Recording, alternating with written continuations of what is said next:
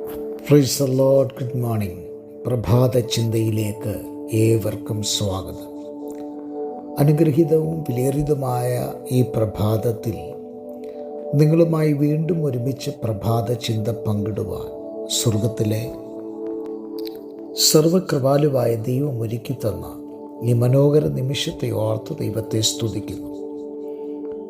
പതിവ് പോലെ ഇന്നത്തെ പ്രഭാതത്തിലും നമുക്ക് ഒരുമിച്ച് നമ്മുടെ വാഴ്ത്തപ്പെട്ട കർത്താവിനെ സ്തുതിപ്പാൻ കർത്താവ് ഭാഗ്യം തന്നല്ലോ. അതുകൊണ്ട് സകല മാനവും മഹത്വവും നമ്മുടെ കർത്താവിനെ അർപ്പിച്ചുകൊണ്ട് ഈ പ്രഭാത ചിന്തയിലേക്ക് പ്രവേശിക്കുകയാണ്. നമ്മൾ ചില ദിവസങ്ങളായി പുതിയ നിയമത്തിലെ ശുശ്രൂഷകളെക്കുറിച്ച് പഠിച്ചുകൊണ്ടിരിക്കുകയാണ്.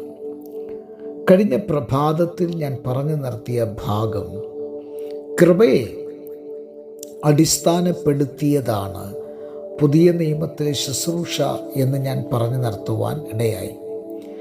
എന്താണ് കൃപ എന്നും ഞാൻ പറഞ്ഞു. കേട്ടവർക്ക് അത് മനസ്സിലായി എന്ന് ഞാൻ വിചാരിക്കുകയാണ്. ഇന്ന് ഈ കൃപയുടെ അടിസ്ഥാനത്തിൽ നാം ചിന്തിക്കുന്ന പ്രധാനപ്പെട്ട ഭാഗങ്ങൾ നമുക്കറിയാം. പുതിയ നിയമസഭയിൽ ദൈവം 5 വിധ ശുശ്രൂഷകരെ നിയമിച്ചാക്കിയിട്ടുണ്ട്. ആ 5 വിധ ശുശ്രൂഷ ഗണങ്ങൾ അപ്പോസ്തലന്മാർ, പ്രവാചകന്മാർ, ഇടയന്മാർ, സുവിശേഷകന്മാർ, ഉപദേഷ്ടാവ്, ഇങ്ങനെയുള്ള 5 വിധ ശുശ്രൂഷകളാണ് ദൈവം സഭയ്ക്കകത്ത് നിയമിച്ചിരിക്കുന്നത്. അതിൽ പ്രധാനമായ പങ്ക് വഹിക്കുന്നത് ആരാണ് എന്ന് ചോദിച്ചാൽ, ഒരു പ്രവാചകൻ ഉണ്ടാകണമെങ്കിൽ, ഒരു ഇടയൻ ഉണ്ടാകണമെങ്കിൽ, ഒരു ഉപദേഷ്ടാവ് ഉണ്ടാകണമെങ്കിൽ, ഒരു സുവിശേഷകൻ ഉണ്ടാകണമെങ്കിൽ പ്രധാനമായും ഒരു അപ്പോസ്തലിക ശുശ്രൂഷയുടെ തെളിവ് നമുക്കിവിടെ ലഭിക്കപ്പെടുകയാണ്. ഇതിൻ്റെ അകത്ത് 2 പേര് പരസ്പരം ബന്ധപ്പെട്ട് കിടക്കുന്നവരാണ്. ഒന്ന് സുവിശേഷകൻ, 2 അപ്പോസ്തലൻ. സുവിശേഷകന്റെ ദൗത്യം എന്താണ്? സുവിശേഷകന്റെ ദൗത്യം സുവിശേഷം പറയുക എന്നുള്ളതാണ്. അപ്പോൾ ചോദിക്കാം, അപ്പോസ്തലന്റെ ദൗത്യം എന്താണ്? അപ്പോസ്തലന്റെ ദൗത്യം എന്ന് പറയുന്നത് സഭകൾ സ്ഥാപിക്കുക എന്നുള്ളതാണ്. സഭകളിൽ സ്ഥാപിക്കുക എന്ന് പറയുമ്പോൾ വളരെ ആഴമായും ഗൗരവമായും നാം പഠിക്കേണ്ടതും ചിന്തിക്കേണ്ടതുമായ ഒരു കാര്യം, എൻ്റെ കയ്യിലോ നിങ്ങളുടെ കയ്യിലോ ധാരാളം പണമുണ്ട്. ആ പണം ഉപയോഗിച്ച് ഒരാളെ നമ്മളൊരു സ്റ്റേറ്റിലേക്ക്, ഒരു ഗ്രാമത്തിലേക്ക് വിടുക എന്ന് വിചാരിച്ചോളൂ. അദ്ദേഹം അവിടെ ചെന്ന് നമ്മൾ കൊടുക്കുന്ന സപ്പോർട്ട് കൊണ്ട് ഒരു സഭ സ്ഥാപിക്കുന്നു. പക്ഷെ ആ സഭയുടെ പൂർണ്ണമായ ക്രെഡിറ്റ് ആരാണ് എടുക്കുന്നത്?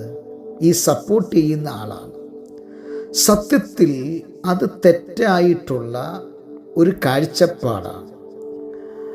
ആരാണോ ആ സ്ഥലത്ത് കഷ്ടപ്പെട്ട് തിക്താനുഭവങ്ങൾ അനുഭവിച്ച്, വേദനകൾ അനുഭവിച്ച് അവിടെ സഭയുടെ സ്ഥാപനം കുറിക്കുന്നത്, ആ വ്യക്തിയാണ് യഥാർത്ഥത്തിൽ അവിടുത്തെ അപ്പോസ്തലൻ എന്ന് പറയുന്നത്. ഇനി അപ്പോസ്തലൻ എന്ന പേര് നമുക്കെടുക്കണമെങ്കിൽ എൻ്റെ പക്കൽ ഞാൻ ഒരു സഭ സ്ഥാപിച്ചാൽ പോരാ. പലയിടങ്ങളിൽ ഞാൻ തന്നെ പോയി കഷ്ടപ്പെട്ട് സഭകൾ സ്ഥാപിച്ചതിന് ശേഷം അവിടെ ഒരാളെ ആക്കുകയാണെങ്കിൽ ആ സഭയുടെ അപ്പോസ്തലികത്വം നമുക്ക് ശിരസ ഏറ്റെടുക്കാൻ അർഹതയുണ്ട്. അല്ലാതെ നമ്മൾ വിദേശത്തും അവിടെ ഇവിടെയൊക്കെ ഇരുന്നിട്ട് പൈസ കൊടുത്ത് 2 പേരെ 3 പേരെ ഇന്ന സ്ഥലത്ത് കൊണ്ട് ചെന്നാക്കി നമ്മൾ അവരുടെ കയ്യിൽ നിന്ന് കേവലം റിപ്പോർട്ട് വാങ്ങിച്ച് അവർക്ക് സപ്പോർട്ട് ചെയ്ത് ലാസ്റ്റ് അവർ സഭ 10, 100, 1000, 10,000 നേടി സഭ ആക്കിക്കഴിയുമ്പോൾ അതിൻ്റെ പൂർണ്ണമായ ക്രെഡിറ്റ് എടുക്കാനല്ല ഞാനും നിങ്ങളും ഉദ്ദേശിക്കേണ്ടത്. അങ്ങനെയുള്ളവരല്ല അപ്പോസ്തലർ. അപ്പോസ്തലർ എന്ന് പറഞ്ഞാൽ നിങ്ങൾ ഒരു അപ്പോസ്തലൻ എന്ന ലേബൽ എടുക്കാൻ അർഹനാണെങ്കിൽ what you have to do, you go and evangelise the people. നിങ്ങൾ വ്യക്തികളെ സുവിശേഷീകരിക്കുകയും ആൻഡ് എസ്റ്റാബ്ലിഷ് ദ ചർച്ച്.